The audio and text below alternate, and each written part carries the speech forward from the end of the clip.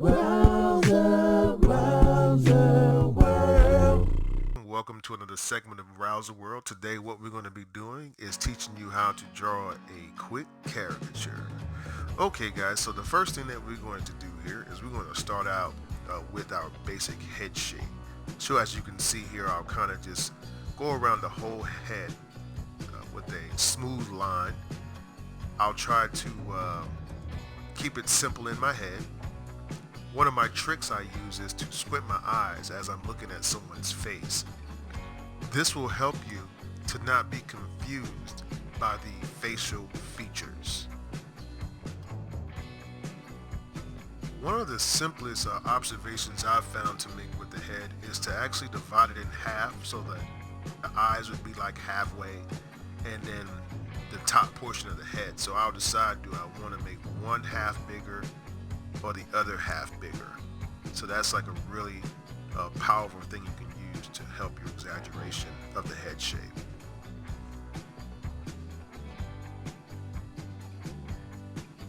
Now I also like to play with shape association.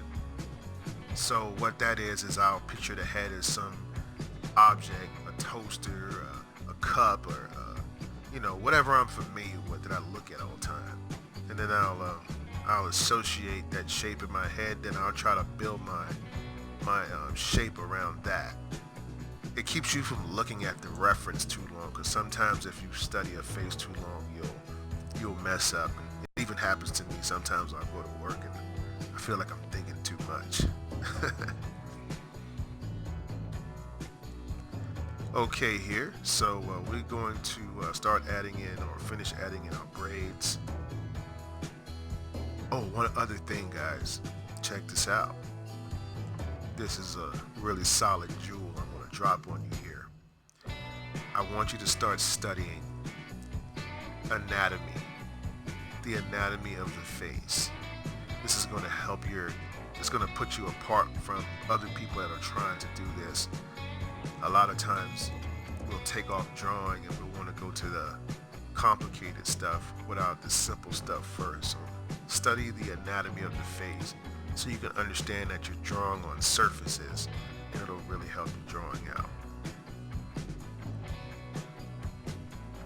Okay, so for this part I'm drawing the neck area. Obviously for each caricature you'll choose a different neck. This is also a way where you can possibly incorporate the posture of someone. If someone's ever been walking away from you, you notice them based off of the way their shoulders are shrugged over, then you use their posture to help identify them.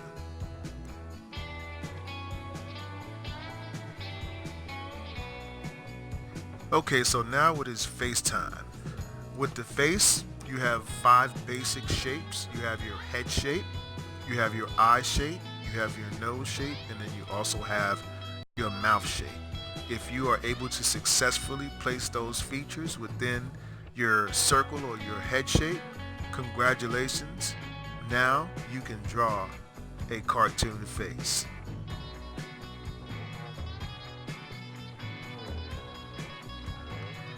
Those different shapes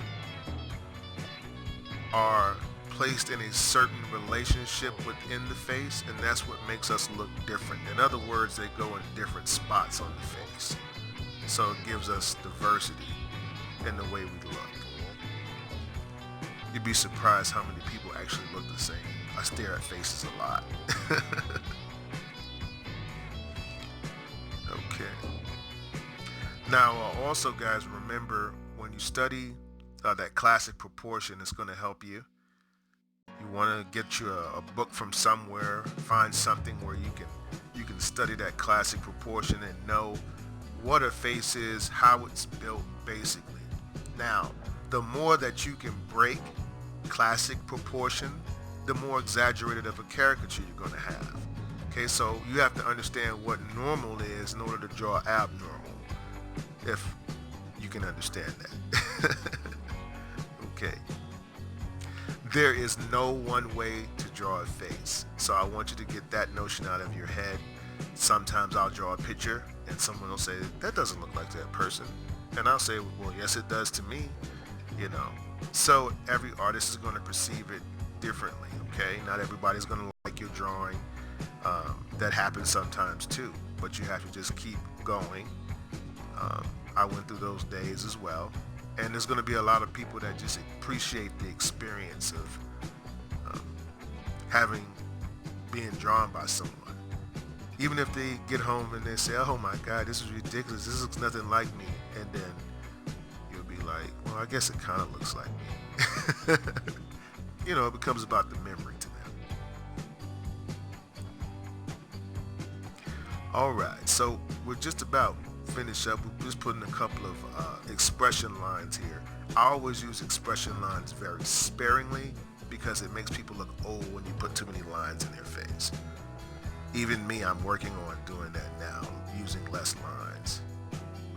Now this is one of my favorite parts of the drawing. This is where I put shadows in. Now, if you know anything about shadows, you know people hide in the shadows. Joking, guys. Anyway, shadows are cool because what they do is they give dimension to your shape. So anytime, like for instance, if you take a small cube, you ever drew a cube before and you color one side of it? Well, the cube looks a lot more real to the eye now because it's a concrete way of telling the eye this is the position of this thing, this is the shape of this thing. So I use that to my advantage when I'm drawing. Okay, I'm trying to give your brain information to say this is not a flat object, it is actually round.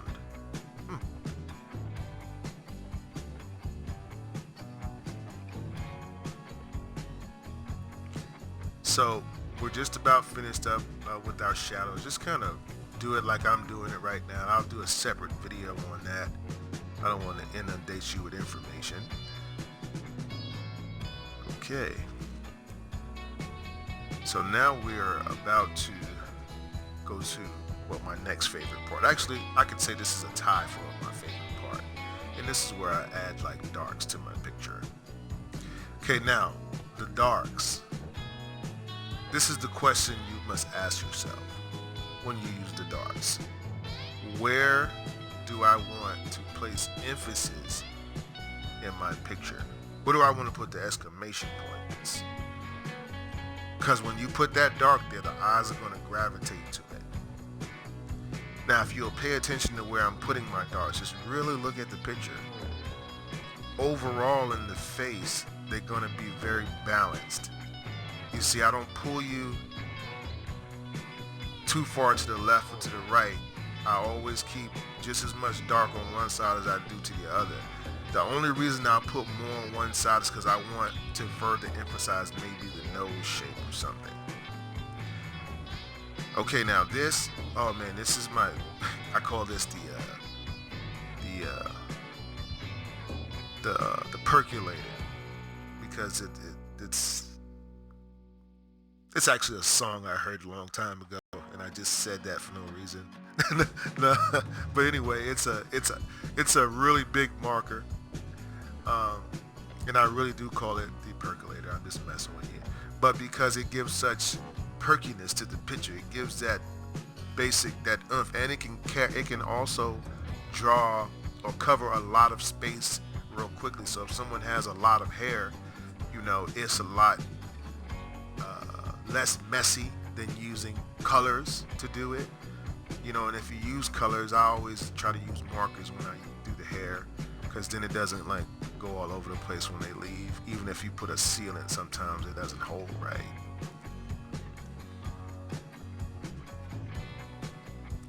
Alright, so just finishing up these darks here. You can see now that it's just kind of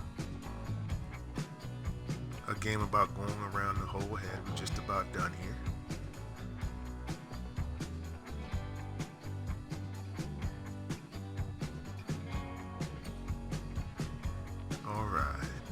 Looking great, guys. I know yours is coming out cool too. If you'll do me a favor, I'd love to see your rendition of Lamar Jackson. Feel free to change anything. Like if you're drawing this picture, maybe you might feel his nose needs to be a little bigger than that. You know what I mean? Whatever, it's your caricature. Don't forget to share, man. Okay, so now it's time for my finishing touches. And that is just kind of where I put, like, you ever seen baby hairs before?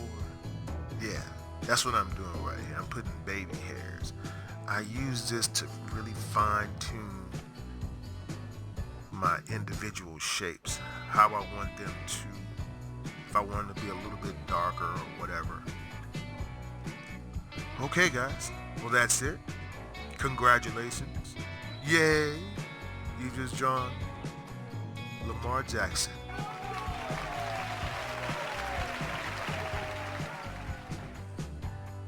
Pretty cool, guys, pretty cool.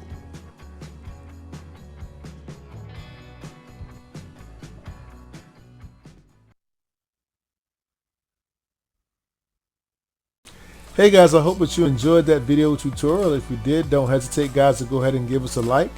Also guys, don't forget to hit the subscribe button below and the notifications button. This way, when we put up new material, you'll be the first to know. If you have any questions about our markers or pens or paper, and you'd like to know where I get some of the materials that I use here on my art stream, there's a link in the description below, so you can go ahead and check that out as well. And also guys, we'd like to welcome your questions and comments so that we can get some new ideas. You know, it's always good to have new, fresh ideas for our next and upcoming videos. Oh, and don't forget to check out these two super cool videos right here. So guys, thanks again for your love and support of our channel. You guys be safe out there. And as always, guys, I wish you happy cartooning.